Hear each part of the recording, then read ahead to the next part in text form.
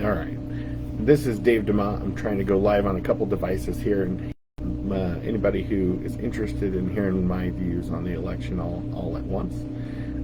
So, election season's always fun. I kind of, in the spirit of Halloween, wanted to start off with a story I heard recently in a Facebook post. And so the story was talking about a history teacher and how the history teacher they were studying the Salem witch trials.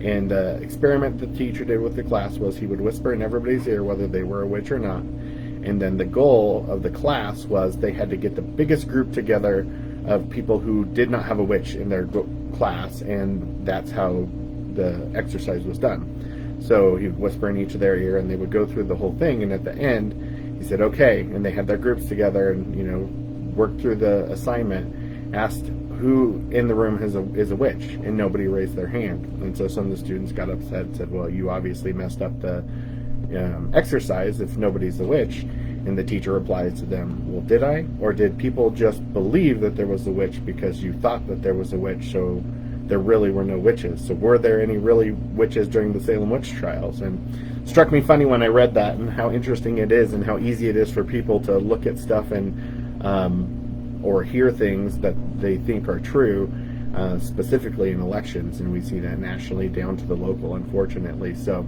with that being said, I've heard a lot of things in this election cycle. I've heard from people who act like water rates are not low enough, and they there's two slates, one who's run by somebody who voted against us reducing water rates, one who came up with the water rates we have now, working with staff and Councilor Seymour, and evidently they're not low enough, and that government's grown too big. So I want to give some facts about the last 6 months. And so one fact is that we did some budget cuts right away after the 21 election that removed some growth in positions that was started by the last administration, and it equated to $2.2 million that we put back into roads out of positions that we eliminated as is city government. We've lowered water rates, which is something that's never happened before in the city of Westminster.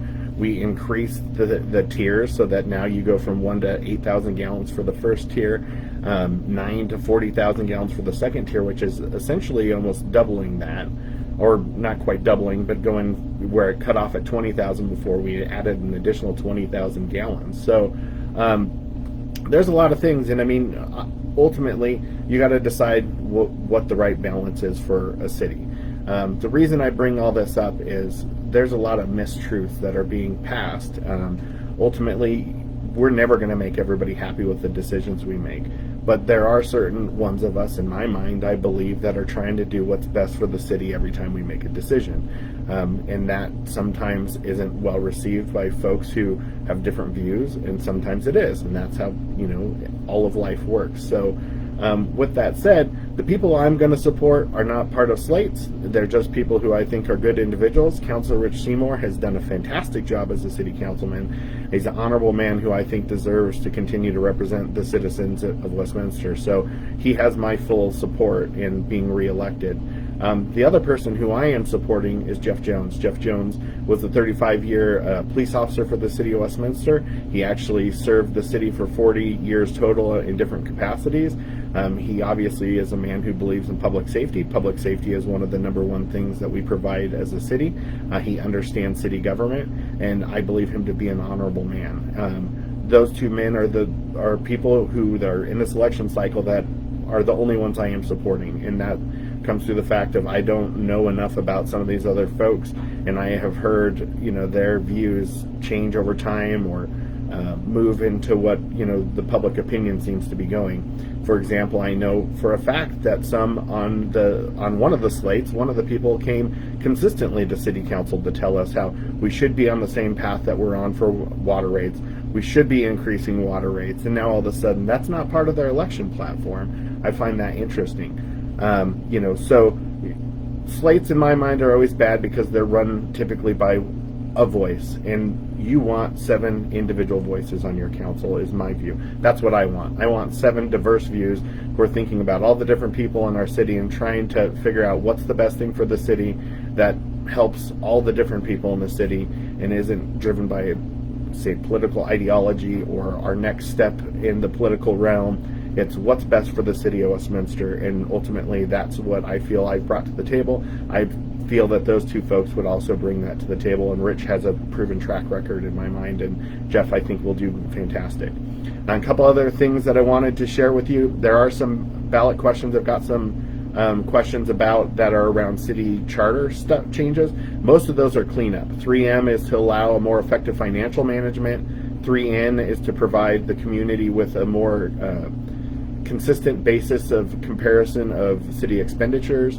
3O is to provide effective management of financial controls, and then 3P is to allow for notices to reach more people more effectively and more quickly. If you think what's in the charter now, media and newspapers have changed a lot over time, and so when we do public hearings, that's become a problem. And so this is basically a change for us to try to make sure that we can outreach to as many people on the different current mediums and technologies that are available. There also is a question about wards, and the question is a very general question, and the reason it's very general is if we decide to do wards, that's not an easy just solution. There are some ideas out there about how we should do that, but the majority of council decided that we want to know whether or not the citizens want wards. From there, if you say yes, we put a timeline on it where there would be a task force in a group of city leaders and potentially electeds, and I'm not sure exactly what the makeup will be, but we'll try to make it as diverse as possible, I believe, and then they'll come up with how would wards work for the city of Westminster, and then that would go back out to the voters again for another charter change. So that's what you got in front of you. And I mean, ultimately, you got to decide for yourself what's right, what's wrong. I would encourage you to do your homework. I think that I have a track record that I've worked very hard to make sure that water rates are better than they were. That doesn't mean that they're, that we can just go in and arbitrarily say, oh, they should be what this other city has. That's not reality of what the city of Westminster has to deal with. And so to be responsible, we have to look and see, what can we afford and what do we have to cover. And I think that, you've seen us making some changes. That work will continue. We need to have the right people to continue that work. So I would, again, encourage you to vote for Rich Seymour and Jeff Jones. If you want to pick a third person, I don't have a good recommendation for you. But I hope that everybody at least is engaged. If you have questions for me, you know how to reach me. You can email me at ddemott@cityofwestminster.us, or you can call me on my cell phone, 303-881-2728, and I'm happy to provide any other information that I can. I appreciate your time.